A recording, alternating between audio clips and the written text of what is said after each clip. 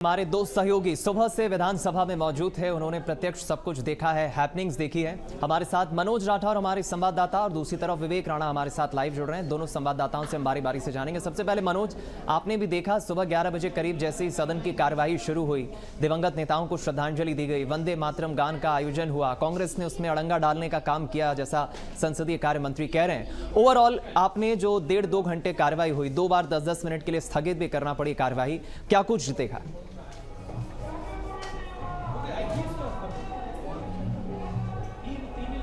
मनोज सुन पा रहे हैं आप?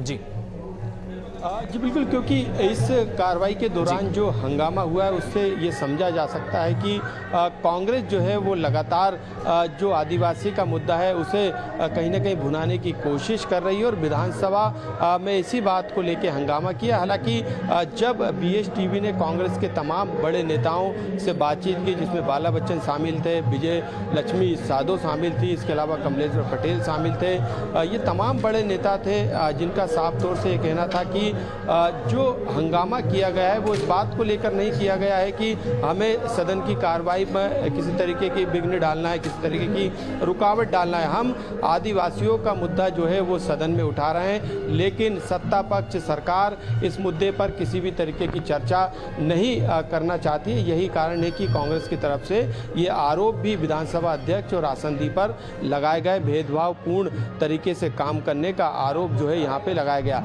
लेकिन क्योंकि अब कल की कार्रवाई किस तरीके की रहने वाली है दीपक, इस बात को भी हमने तमाम कांग्रेस के लीडर्स से समझा, तो कांग्रेस के तमाम नेताओं का यही कहना था कि जब तक सत्ता पक्ष सरकार सदन के अंदर सीधी कांड को लेकर, आदिवासियों पर हो रहे अत्याचार को लेकर जब तक चर्चा को तैयार नहीं होगी तब तक वो इसी तरीके से हंगामा करेंगे और सदन के अंदर अपनी मांग को रखेंगे ताकि इस पर चर्चा हो सके।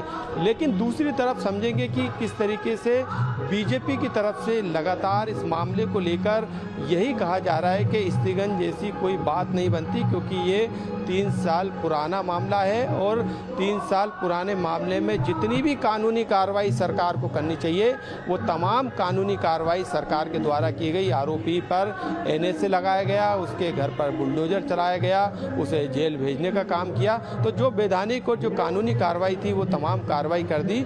ऐसे में ये विषय यहीं पर समाप्त हो जाता है, इस पर किसी भी तरीके की चर्चा नहीं होगी। तो ये अब सत्ता पक्ष के द्वारा, सरकार के द्वारा स्पष्ट कर दिया गया है कि कल यदि सदन के अंदर इसी आदिवासी के मुद्दे पे सीधी कांड को लेकर यदि कांग्रेस फिर से मांग करती है और फिर से हंगामा करती है तो जो कार्यसूची विधानसभा की रहेगी, जिसमें तमाम प्रस्ताव, प्रश्नकाल, शून्यकाल रहेगा, वो कार्रवाई हंगामे के बीच में चलती रहेगी और किसी तरीके की चर्चा को सत्ता पक्ष स्वीकार नहीं करेगा। ये बात पहले स्पष्ट हो चुकी है, क्योंकि कार्य मंत्रणा समिति की बैठक में आदिवासी से जुड़े इस मुद्दे पर चर्चा को लेकर कोई प्रस्ताव नहीं आया था। यही बात जो है नेता प्रतिपक्ष ने बताई थी। हालांकि सदन के अंदर सज्जन सिंह वर्मा ने कहा था कि कार्य मंत्रणा समिति की बैठक में उस प्रस्ताव को लाया गया था, लेकिन नेता प्रतिपक्ष ने मना किया और सदन में ही अपने इस प्रस्ताव को लेकर कहा कि इस पर चर्चा होनी चाहिए। लेकिन मैं चाहूंगा मनोज आप बने रहे हमारे साथ, विवेक राणा भी हमारे साथ बने हुए, उनसे मेरा सवाल ये रहेगा। विवेक, आप सुन पा रहे हो तो मेरा सवाल बड़ा साधारण है। एकाएक बीते 15-20 दिनों में जो हैपनिंग्स मध्य प्रदेश में हुई है, सीधी से एक वीडियो आता है जहां एक राक्षस आदिवासी युवक पर पेशाब करता है। ग्वालियर से एक वीडियो आता है तलवा चाट कांड, जहां गाड़ी में किडनैप करके 5 लोग एक युवक का किडनैप करके थप्पड़ मारते हैं, तलवा चाटने के लिए मजबूर करते हैं। इंदौर से तस्वीरें आती है, एक युवक को किडनैप करके रात भर डंडे से पीटा जाता है। सिंगरौली से तस्वीरें आती है, थप्पड़ कांड हो जाता है। कांग्रेस काफी मुखर दिख रही है कि यही वो मुद्दे हैं शायद चुनावी साल में जिन्हें सदन में अगर उठाएं तो जनता के भीतर भी एक सकारात्मक मैसेज जाए कि विपक्ष में बैठी कांग्रेस मजबूती से मुद्दों को उठा रही है। क्या कल दूसरे दिन 11 बजे जब कार्यवाही शुरू होगी ये तमाम वो मसले होंगे जिसको लेकर एक बार फिर विपक्ष में बैठी कांग्रेस मुखर होगी? बिल्कुल दीपक, मध्य प्रदेश में चुनावी दंगल है और चुनावी दंगल 2023 के लिए लगातार जो विपक्ष है वो जो आम जनता के जो मुद्दे हैं वो उठाने की लगातार कोशिश कर रही है। क्योंकि बीते कुछ दिन पहले जिस प्रकार से तमाम जो सोशल मीडिया के जो वीडियो सामने आ रहे हैं उस पर लगातार प्रदेश सरकार बड़ी कार्यवाही भी करती हुई दिखाई दे रही, मगर विपक्ष ये पूरे मामले को लेकर विधानसभा के मानसून सत्र पर अब ये पूरी आवाज़ उठाती हुई दिखाई दे रही। क्योंकि सीधी यदि मामले की यदि बात की जाए तो जहाँ सत्ता पक्ष साफ तौर पर कह रही कि सरकार द्वारा जो पूरी कार्रवाई है वो पहले ही की जा चुकी है, इस पर चर्चा करने का कोई सार्थक नहीं है। मगर विपक्ष का कहना है कि मध्य प्रदेश में जो आदिवासी जो वर्ग के लोग हैं उन पर लगातार अत्याचार किया जा रहा है और सीधी मामले को लेकर जो विपक्ष है वो सत्ता पक्ष से चर्चा करना चाहती है। मगर बात की जाए नेता प्रतिपक्ष डॉक्टर गोविंद सिंह की, तो साफ तौर पर उनका कहना है कि यदि कल भी सदन में सीधी मामले को लेकर यदि सत्ता पक्ष चर्चा नहीं करती तो उनका जो हंगामा है वो जारी रहेगा और सदन पे ही सीधी मामले को लेकर सत्ता पक्ष से प्रश्न किया जाएगा और लगातार जो विपक्ष और भी मजबूत तरीके से कल सदन में सरकार को घेरने की जो तैयारी है वो करती हुई दिखाई देगी। मगर बात की जाए सत्ता पक्ष की, तो सत्ता पक्ष का साफ तौर पे कहना है कि वह तमाम विषयों में चर्चा करने के लिए तैयार है, मगर सीधी मामले को लेकर सरकार ने पहले ही बड़ी कार्रवाई कर दी है। अब देखने वाली बात यह होगी दीपक, कल मध्य प्रदेश का विधानसभा मानसून का अनुपूरक बजट पेश होना है। करीब 2500 करोड़ से ज़्यादा का, यानी 25,000 करोड़ से ज़्यादा का जो अनुपूरक बजट है वो पेश किए जाना है सरकार की तरफ से। साथ ही बात की जाए लाडली बहना योजना की बात की जाए या स्कूटी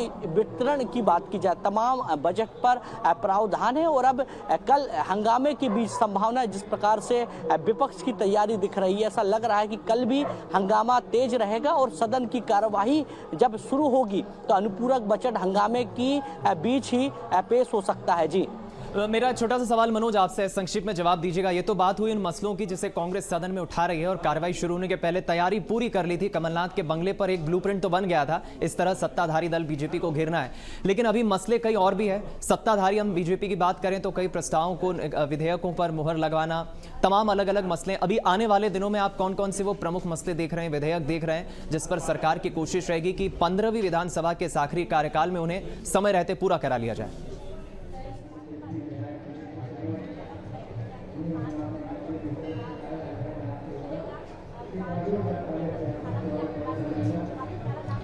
दीपक, बिल्कुल आपने सही कहा, क्योंकि जिस तरीके से विवेक राणा ने बताया कि कल अनुपूरक बजट पेश किया जाएगा तो अनुपूरक बजट पे चर्चा होती है, लेकिन लगता है कि कल जब हंगामा होगा तो इस बीच में, हंगामे के बीच में इस जो अनुपूरक बजट को विधानसभा से सत्ता पक्ष जो है पास करा लेगी। लेकिन क्योंकि लगातार तमाम मुद्दे कांग्रेस की तरफ से गिनाए जा रहे हैं और उस पर वो चर्चा भी करना चाहती है। सीधी कांड अपनी जगह है, लेकिन इसके अलावा भी यदि हम बात करें तो उज्जैन के महाकाल लोक में जिस तरीके से आंधी तूफान की वजह से मूर्तियां क्षतिग्रस्त हुई थी, उसमें भ्रष्टाचार के कांग्रेस ने आरोप लगाए थे। इसके अलावा सतपुड़ा अग्निकांड जो हुआ था उसमें भी भ्रष्टाचार के आरोप लगाए गए थे, घोटाले के आरोप लगाए गए थे। किसानों से जुड़े मुद्दों को लेकर भी कांग्रेस चर्चा करना चाहती है, बेरोजगारी पर भी जो है चर्चा करना चाहती है।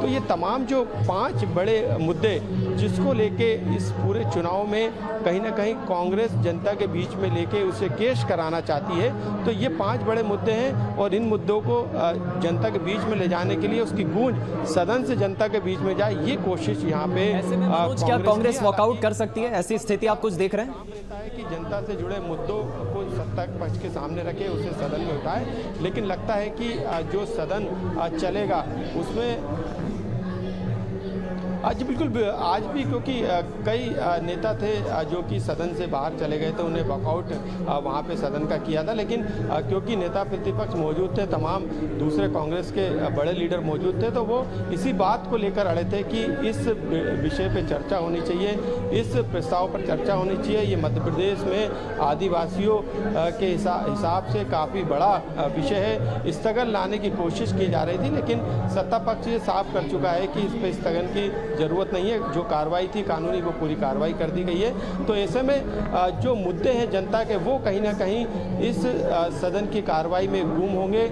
कांग्रेस ने मन बना लिया है कि उसे आदिवासियों से जुड़े, किसानों से जुड़े, बेरोजगारों से जुड़े, महिलाओं से जुड़े मुद्दों को उठाना, ये फिक्स उन्होंने कर लिया है। तो ऐसे में जनता से जुड़े मुद्दे जरूर इस विधानसभा सत्र के दौरान गुम हो जाएंगे, वो शायद नहीं आ पाए। और ये विधानसभा चुनाव में किस तरीके से आदिवासी वोट बैंक को बुनाना है, किसानों किस तरीके से अपनी तरफ करना है, ये तमाम जो प्लानिंग है वो अब विधानसभा के सदन में भी कांग्रेस की नज़र आने लगी। लेकिन ये दूसरी तरफ बीजेपी भी लगातार हमलावर है। आज अमित शाह आ रहे हैं तो एक बड़ी रणनीति बन सकती, हो सकता है कि विधानसभा में जो आज का पूरा घटनाक्रम हो उन तक पहुँचे और उस घटनाक्रम को लेकर किस तरीके से आदिवासियों को लेकर खासतौर से, क्योंकि नरेंद्र मोदी शहडोल का दौरा कर चुके तो काफ़ी महत्वपूर्ण मध्य प्रदेश में आदिवासी सीटें रहेंगी। 84 सीटें हैं जहां पर आदिवासी वोट बैंक जीत हार को तय करता है। इसके अलावा 40 से ज़्यादा रिजर्व सीटें, जिसमें 26 करीब ऐसी सीटें हैं जहां पर कांग्रेस के विधायक हैं, बाकी 16 करीब सीटें ऐसी जहां पर बीजेपी के विधायक हैं। तो आप समझ सकते हैं कि 2023 में आदिवासी सीटें जो जिनकी संख्या 84 है